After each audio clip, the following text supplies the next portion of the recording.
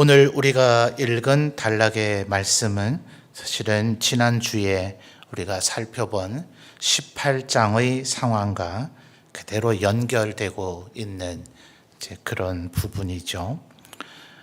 지난 시간에 두 장을 한꺼번에 한번 살펴볼까 하다가 군데군데만 읽기도 그렇고 또 두 장 다 37절씩이나 되어 있어서 무려 74절이나 되는 절을 읽고 또 말씀을 나누기도 그렇고 해서 두 주에 지금 나눠서 살펴봅니다만 지금 동일한 상황이 지금 이어지고 있는 거죠. 아수르의 대군이 와서 유다의 여러 성읍들을 다 정복했다 그랬습니다. 고대 아수르의 기록에 따르면 유대 성읍 가운데 무려 46개의 성읍을 정복했다라는 것이 기록이 되어 있을 정도라 하니 우리가 성경책을 펴놓고 남유다의 주요한 도시들을 이렇게 저렇게 따져봐도 정말 작은 규모의 성읍까지도 이미 다 정벌해 버렸구나 하는 것을 우리가 생각해 볼 수가 있습니다. 그러니 사실은 이로부터 약 한 150년 정도 지나고 나서야 이제 바벨론에게 실제로 남유다가 멸망하게 되는데 사실은 바로 이 아수르에 의해서 히스기야 왕 때에 거의 멸망 직전까지 갔던 거죠. 지금 예루살렘 성이 포위된 가운데 일부러 그 아수르 왕의 군대 장관 사네립이 주로 대표적인 인물이죠. 랍사게 이가 와서 지금 우리 아수르 왕이 너희에게 이렇게 얘기한다라고 얘기를 하면서 이 아수르 왕의 손에서 자기 나라를 지켜낸 나라가 있었는가? 또 그들 전부 다 각자 자기들이 섬기고 있는 신들이 있을 터인데 우리 아수르의 신에게서 자기 나라, 자기 백성을 지켜낸 신들이 있더냐. 이렇게 조롱을 한 거죠. 이때 당시에 이 중근동의 일종의 국제어라 할 수 있는 아람어로 일부러 이제 얘기를 함으로써 유대 사람들, 평민들, 백성들까지도 알아듣도록 그렇게 말을 한 거죠. 그래서 히스기야 왕의 신하들이 일종의 협상과 어떤 대화를 위해서 이제 성벽에 올라섰는데 왜 백성들이 알아듣도록 그런 말로 이야기를 하느냐. 우리만 알아들을 수 있게 이야기를 하자 하는데도 너희 백성들이 오히려 듣고 현실을 깨달아야 될 거 아니냐. 너희 왕 히스기야가 아마 하나님께서 우리를 반드시 지켜주실 것이니까 절대로 요동치지 말고 두려워하지 말라. 이런 식으로 너희들을 호도할 것이니 그런 거짓말에 속지 마라. 너희의 신 여호와는 너희를 지켜내지 못한다. 너희 백성들이 오히려 이걸 알아야 될 것 아니냐. 이제 이렇게 떠들어대고 있었던 거죠. 그래서 지난 시간에 살펴본 18장 36절을 한번 거슬러 가서 한번 볼까요? 18장 36절. 자, 우리 성도님들 다시 한번 읽어 주십시오. 시작.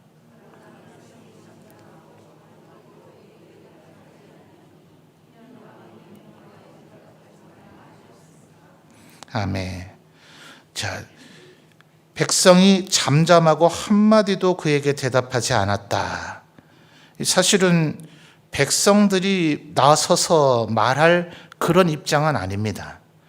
지금 아수르의 군대 장관 랍사게가 왔다면 또 히스기야도 자기의 신하들을 대표로 랍사게와 대화를 하라고 성벽에 세웠기 때문에 일개 백성이 아수르 군대라 보고 물러가라든지 우리가 너희한테 겁을 먹을 줄 아느냐라든지 이런 말을 할 위치가 못 돼요, 백성들이. 그런데 36절을 다시 잘 보시면 왕이 명령해서 대답하지 말라라고 얘기를 했다는 겁니다. 서로 간에 어떤 심리전의 갈등에 말려들지 말라는 얘기가 아니라 그 인간들하고 아수르인들하고 분쟁하고 그들과 말싸움하고 그런 것으로 문제가 해결되지 않는 거죠. 이런 거 해봐야 아무짝에도 쓸모가 없는 거예요. 오직 해결할 수 있는 방법은 하나님 앞에 기도하는 것밖에 없기 때문에 지금 히스기야는 백성들에게 아수르인들에게 맞대응해서 괜히 떠들고 시시비비 가리려고 하지 마라. 지금 그렇게 이야기하고 있는 거죠. 자, 그러면서 오늘 19장 1절을 보면 히스기야가 어디로 들어갑니까? 히스기야 왕이 듣고 그 옷을 찢고 굵은 배를 두르고 어디로 갔죠?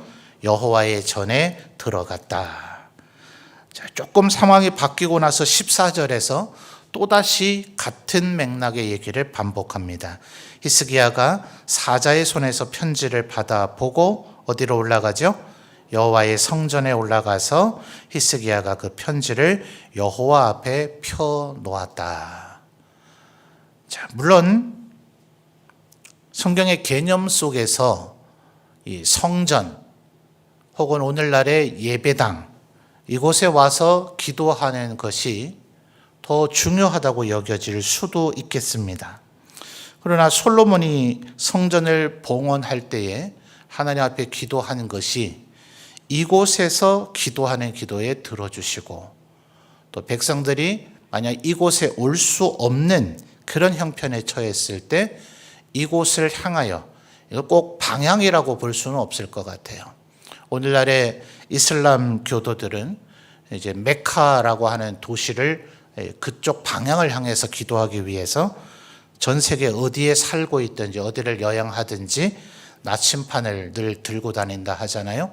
기도할 때 자기가 엎드려서 기도해야 되니까 그 깔개로 쓸 그런 것들, 그것과 나침판은 꼭 가지고 간다. 뭐 솔로몬이 했던 얘기와 거의 흡사한 그런 느낌을 주고 있는데 꼭 예루살렘 성전 방향을 의미한다고 볼 수는 없을 것 같아요. 하나님의 임재가 있는 곳, 그래서 하나님을 향해서 어디에서 기도하든지 하나님께서는 그 기도를 들으시겠죠. 솔로몬이 그렇게 하나님 앞에 이 성전이, 그래서 주님께서도 성전을 정화하시면서 내 집은 만민이 기도하는 집이라고 일컬음을 받게 되리라 하지 않았더냐라고 제사장들과 바리새인들을 책망하면서 이야기하셨죠. 그러니 여러분, 할 수 있다면 예배당에 올라와서 기도하는 것 복된 일이겠습니다. 여러분의 삶의 형편이 그렇지 못하다면 하나님을 향하여 혹은 예배당을 향하여 기도하면 하나님께서 들어주실 겁니다. 히스기야는 왜 성전에 갔는가? 예루살렘에 있잖아요. 예루살렘 왕궁과 예루살렘 성전은 몹시 가까우니 또 고대의 율법, 성경은 제사장에게 그리고 왕에게만 필사해서 그것을 가지고 있을 정도였으니 모든 백성 가운데 왕은 마땅히 성전으로 나와서 기도해야 되는 것이 더더욱 마땅하겠죠. 그래서 우리가 지금 주로 텍스트는 열왕기를 보고 있습니다만 역대기의 저자인 에스라는 남유다의 왕들이 얼마나 자주 성전을 찾아와서 하나님 앞에 제사하며 예배했는가라는 각도로 그 왕이 선한 왕인가 아닌가를 평가하면서 기록하고 있습니다. 그러니 우리 성도님들이 예배당에 와서 기도하든지 혹은 여러분의 가정에서 혹은 직장에서 기도하든지 우리의 삶에 어떠한 문제가 있든지 간에 하나님 앞에 기도하는 것, 마치 성전에 지금 히스기야가 올라온 것처럼 기도하는 것이 필요하더라 하는 것입니다. 그런데 히스기야가 혼자 기도한 것이 아니죠. 2절 말씀을 보면 왕궁 책임자인 엘리야김, 그리고 서기관 셈나, 그리고 제사장 중 장로들에게 굵은 배를 돌려서 선지자 이사야에게로 보냈는데 이사야에게 부탁하기를 4절 하반절의 핵심은 당신은 이 남아있는 자들을 위해서 기도하소서라고 이렇게 부탁을 하더라 하는 겁니다. 이 부분이 참 중요한 부분인 것 같아요. 히스기야는 지금 왕궁에 앉아서 어찌하든지 지금 이 문제를 타개하기 위해서 어떻게 해야 될 것인가, 예루살렘 사람들에게 전부 다 무장을 시킬 것인가 아니면 빨리 전령을 보내서 유다에 남아있는 도시가 어디 있는지, 이런 경우를 가리켜서 보통 근왕병이라 그러죠. 이제 선조가 이제 평양으로 도망가고 이랬을 때 이 호남 쪽에 근왕병들이 약 5만 명 가량이 한양으로 집결을 했다가 오히려 대패해서 전멸을 당해버린 그런 슬픈 또 기록이 있죠. 그런 걸 하려고 할 수도 있겠죠. 근데 히스기야는 그렇게 하지 않았어요. 나는 왕이니까 예루살렘 사람들을 무장시키겠다, 혹은 유다에 남아있는 성읍이 있는지 살펴보겠다. 또 9절 말씀을 보시죠. 9절을 보면 이건 뭐 히스기야가 어떤 조치를 취해서 이런 일이 벌어난 건 아니고, 언제나 이스라엘의 이 중근동의 역사는 동북방에 있는 세력들, 가장 북쪽으로는 헷 족속 히타이트 문명과 이 동북방이 아수르, 아람, 바벨론, 약간의 위치는 다르고 세력 종족은 다 다르지만 이들이 다 동북방 세력입니다. 서남방에는 언제나 이 애굽 세력이 있는데, 지금 9절에 얘기하는 구스 왕 디르하가, 이 사람은 애굽보다 더 남쪽에 있는 그 지역의 세력입니다. 그러니까 지금 굳이 이 세력이 여기에 지금 왜 개입을 하려고 하는가? 아수르든 아람이든 바벨론이든 이스라엘까지만 정복하고 끝낸다는 보장이 없죠. 이스라엘을 정복하고 나면 그 다음에 어디까지 가고 싶겠어요? 언젠간 애굽과 구스로 내려올 테니까, 여러분, 힘의 여력이 있는 국가는 자기 영토 안으로 군대를 끌어들여서 전쟁하지 않습니다. 육지로 연결이 되어 있는 국가라면 우리 영역 안으로 저 적군이 쳐들어올 거다 싶으면 여기 오기 전에 아예 싸워야 되죠. 일본이 결국 확대를 해 나가면 청나라로, 러시아로 가기 전에 청나라와 러시아는 우리 한반도에서 먼저 결판을 봐야 되는 거죠. 그러니까 이런 지금 전쟁이 벌어질 위험이 있는 겁니다. 그러니까 히스기야 왕이 정치적으로 이 문제를 해결하려고 하면서 이사야 선지자에게 당신은 선지자니까 기도해 주십시오, 이렇게 한 것이 아니라 왕인데도 불구하고 자기도 기도하면서 이사야 선지자에게 기도해 달라고, 함께 기도하자고 부탁을 했다는 거예요. 여러분, 이게 원리입니다. 사무엘이 기도를 쉬는 죄를 범치 않겠다 이렇게 얘기하고, 또 목사들, 이 목회자들의 주된 사역이 기도다 싶으니까 간혹, 정말 간혹 어떤 성도는 본인은 제가 보니까 기도 안 하시는 것 같아요. 그러면서 목회자에게 기도해 주세요, 기도해 주세요 하면 기도를 제가 하기는 하죠. 근데 마음속에 씁쓸한 여운이 있어요. 본인이 기도하지 않고 다른 사람이 그 사람을 위해서 기도하면 하나님께서 과연 정말 잘 들어주실까요? 하나님은 자비와 사랑과 긍휼과 은혜가 참 충만하시니 그런 경우에도 들어주실 수도 있을 것이라는 생각을 하기는 합니다. 그러나 보편적으로 볼 때 하나님은 어떤 이의 기도를 더 잘 들어주실까요? 자기가 먼저 기도하고 자기에게 기도의 도움을 요청하는 그 사람의 기도를 더 들어주지 않으시겠습니까? 심지어 한나의 기도를 한번 생각해 보십시오. 한나가 기도하는 것을 당시의 제사장 엘리는 술 취한 줄로 여길 정도로 엉터리 제사장이었습니다. 그런데도 불구하고 하나님은 한나의 기도를 들어주시더라. 자기가 먼저 하나님 앞에 간절히 기도하면서 선지자 혹은 제사장 또 혹은 신앙의 동료들이 함께 기도해 준다면 그 기도는 훨씬 더 강력한 힘을 갖겠죠. 그러니 우리 성도님들이 먼저 기도하는 사람이 되어야 하겠다 하는 결심을 오늘 이 밤 다시 하시기를 주님의 이름으로 부탁을 드립니다. 6절 말씀의 하반절을 보면 이사야 선지자가 히스기야에게 보낸 응답이 이렇죠. 지금 아직 6절의 상황에서는 해결된 아무런 문제가 없습니다. 지금 아수르의 대군은 물러가지 않았고 언제 예루살렘이 함락될지 모릅니다. 이미 예를 들어서 35절의 상황이 되고 난 후 35절을 보면 여호와의 사자가 밤에 임해서 아수르 군사 18만 5천 명을 다 죽여버렸죠. 이러고 난 그 다음날 아침이 돼서 이사야가 두려워하지 말라 이 말을 했다면 너무나 타당한 말이겠죠. 근데 이사야가 지금 이 말을 할 때는 이 18만 5천 명이 여전히 예루살렘을 포위하고 있는 상황이죠. 언제 이 히스기야 왕과 예루살렘 사람들이 몰살을 당할는지 알 수가 없는 상황입니다. 그런데 6절에서 이사야는 기도를 시작하면서 히스기야 왕에게 두려워하지 말라고 이야기하고 있는 거죠. 진정으로 기도하는 사람, 단 한순간도 두려움이 없을 것인가? 그것은 아니겠죠. 그러나 계속해서 두려우면 더 기도해야죠. 의심이 찾아오면 더 기도해야죠. 기도를 하게 되면 그 기도가 결국 응답하지 못하도록 만드는 마귀의 미혹과 유혹은 우리로 하여금 이 기도가 과연 이루어질 것인가를 의심하게 만듭니다. 그래서 그 부분을 이겨내는 기도가 우리에게 필요한 거죠.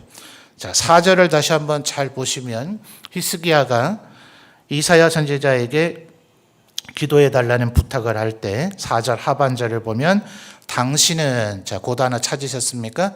그 다음 무슨 표현이 나타나죠? 이 남아있는 자들을 위하여 기도하소서. 어떤 자들요? 남은 자들입니다. 자, 30절, 31절로 넘어가 보죠. 30절, 31절. 우리 성도님들 다시 한번 읽어 주십시오. 시작.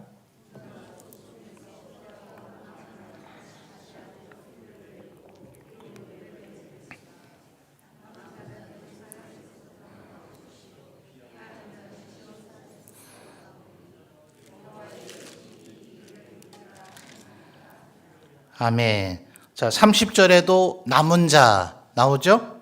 자, 31절의 첫 단어가 뭡니까? 남은 자이죠. 자, 요게 영어로 렘넌트입니다. 벌써 한 20년 돼 가나요? 다락방이라고 하는 우리나라의 이단이 있습니다. MBC인가 하여튼 어디 그런 시사 고발 프로그램에 최근에 이 다락방이 지금 얼마나 그쪽의 지도자들이 또 여타의 이단들과 다를 바 없이 결국 이단들은 똑같은 길을 갑니다. 내부에 물론 이제는 그걸 이단의 특징이라고 말하기 어려운 세상이 돼버리고 말았습니다만 굉장한 부패와 타락상이 이제 일어나게 되는데 어쨌든 그 다락방 이단이 자기들 스스로를 이 렘넌트라고 자처합니다. 그러니까 이 단어를 혹시 누군가 여러분에게 접근을 하면서 렘넌트라는 이 단어를 쓰거든 그게 다락방 이단이다라는 걸 묻지도 따지지도 말고 그들과는 대화를 중단하시는 것이 안전하겠습니다. 자, 그러나 어쨌든 이 파수꾼 여호와의 증인들이 쓰잖아요. 새 하늘과 새 땅, 신천지 이단이 쓰지 않습니까?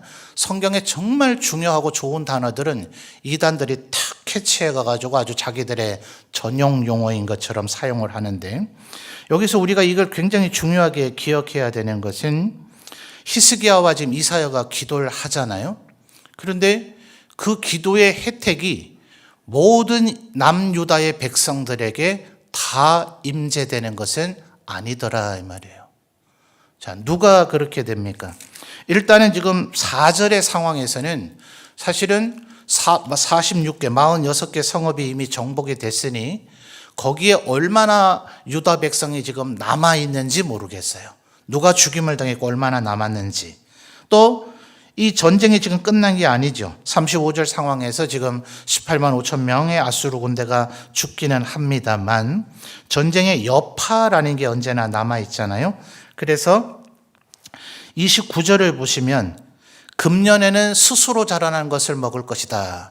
농사 지을 상황이 못 된다는 거죠. 또 내년에는 그것에서 난 것을 먹을 것이고 3년쯤 돼야 포도원을 다시 갖고 와서 그 열매를 먹을 수 있는 지경이 이를 것이다 한 거예요. 그러니까 지금 35절에서 아수르 군대가 전멸해서 그 군대가 물러갔다 하더라도 앞으로 2, 3년간은 전쟁의 여파로 목숨을 잃을 사람들이 많이 있겠죠. 그럼 과연 누가 남은 자가 될 것인가?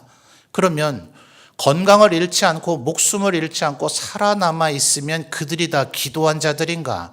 그들이 하나님의 복을 받은 자들인가? 이렇게 단언할 수는 없어요. 여러분, 이 세상에 살아있는 것이 축복입니까? 그럼 바울 사도는 굉장히 어리석은 사람이죠. 바울 사도는 여러 곳에서, 그의 서신 여러 곳에서 나는 어서 천국에 가기를 바란다는 염원을 얘기하고 있습니다. 누가 그런 얘기를 하더라고요. 예수 믿는 사람들은 다 천국은 가고 싶어 하는데 죽기는 싫어한다고요. 그죠? 살아있는 게, 이 세상에 살아있는 게 복이 아닙니다. 그러니 그 과정이 전쟁을 통해서 죽었든, 기근을 통해서 죽었든, 질병을 통해서 죽었든, 그가 천국에 갔다면 그는 지금 복된 사람인 거죠. 그러니까 1차적으로 여기에서 남은 자는 이 세상에 남아있는 자들로 보여지긴 합니다. 아수르가 침략해서 전쟁이 일어났지만 죽임을 당하지 않고 남아있는 사람들.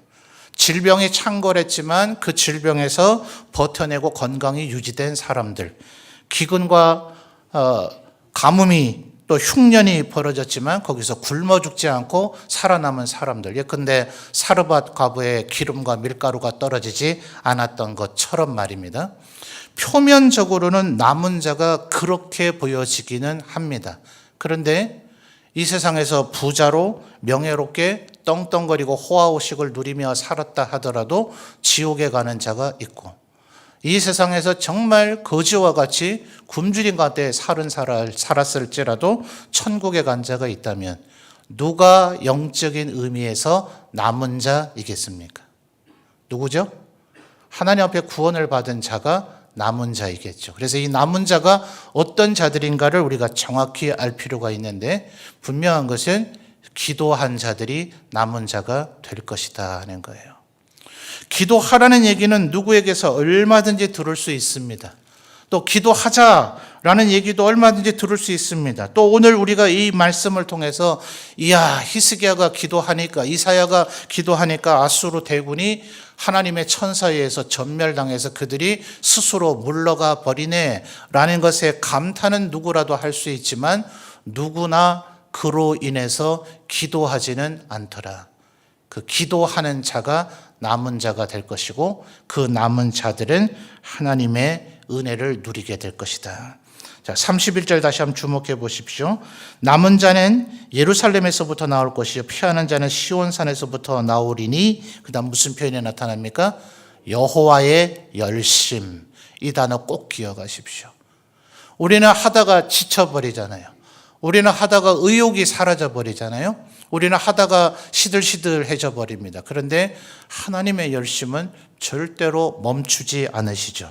이 일을 반드시 이루실 겁니다.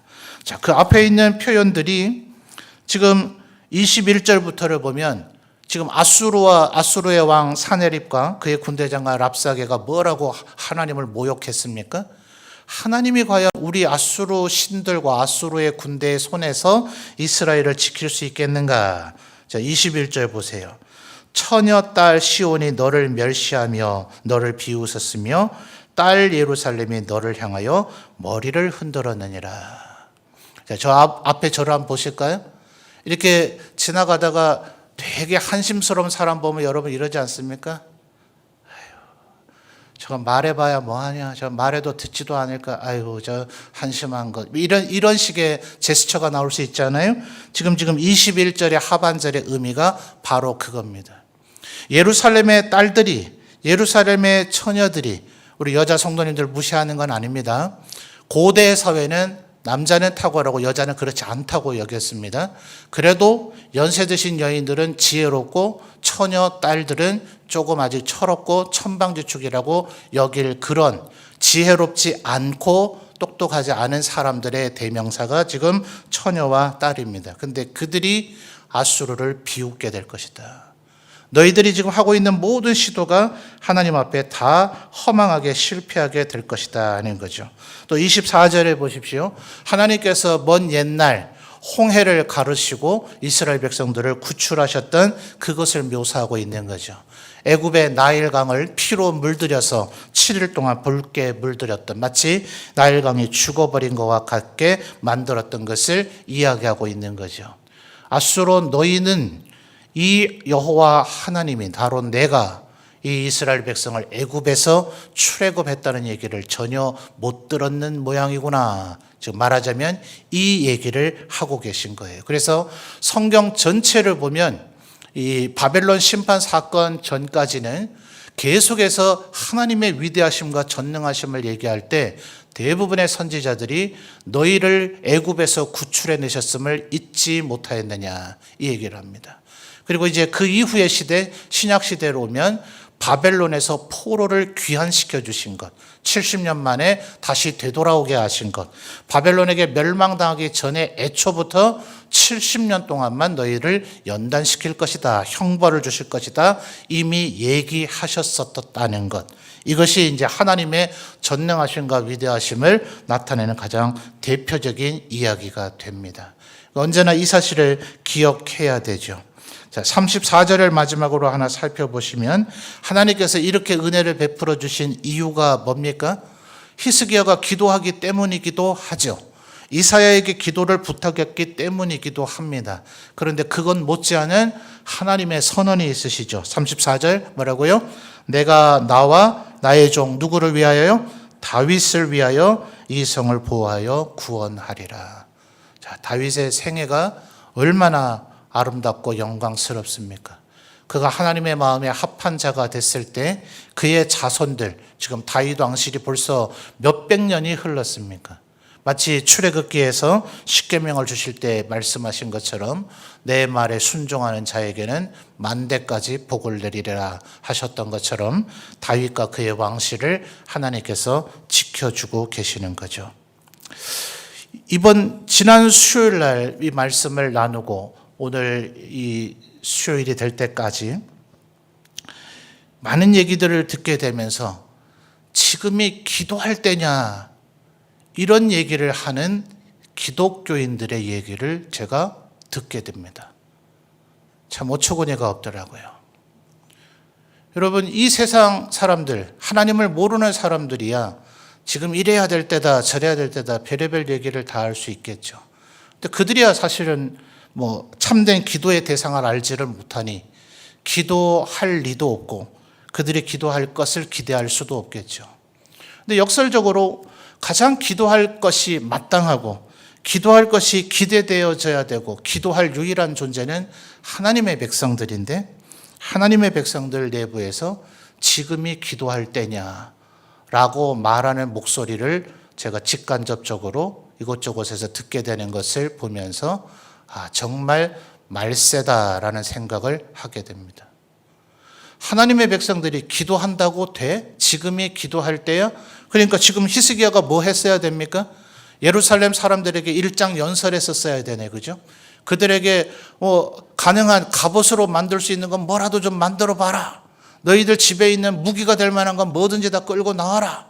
그리고 백성들, 군사들 중에 좀 날랜 자들을 어디 애굽 구스, 아까 우리 9절에서 살펴봤잖아요. 구스왕 디르하가가 군사를 일으켰다는 얘기가 있는데 구스 아니라 그 다른 지역에까지라도 또 군사를 보내서 우리 유다를 좀 도와줄 사람이 없는가를 찾아보게 했었어야 되나요? 아니요. 히스기야는 오직 하나님 앞에 꿇어 엎드렸다는 겁니다. 여러분, 지금 이 시대에도 아마 여러분에게 기도한다고 돼라고 말하는 여러분 주위에 어떤 사람이 있을런지도 모르겠습니다. 심지어 신앙이 있다 하는 사람들이, 하나님의 교회 지도자들이 기도한다고 돼 이렇게 말하는, 그렇게 혹시 말은 하지 않는다 할지라도 그의 사고방식과 그의 행동 패턴이 그런 패턴에 있는 사람일 수 있을지 모르겠습니다. 그들은 남은 자가 아닌 겁니다. 기억하십시오. 기도해야 된다는 사실은 누구나 알 수 있습니다. 기도하면 아수르 대군이 물러나기는 합니다. 그러나 구원받는 자들은 남은 자들, 기도해야 된다는 것을 알고 기도한 사람들만이 구원을 받게 될 것입니다. 다른 데서는 해결의 방법이 없습니다. 오직 하나님 앞에 기도할 때 하나님께서 그 사람들, 그 남은 자는 반드시 구원하실 것이다 하는 것을 기억하셔서 우리 성도님들도 히스기야와 같이 하나님 앞에 기도하시는 우리 모든 성도들이 되시기를 주님의 이름으로 축원합니다.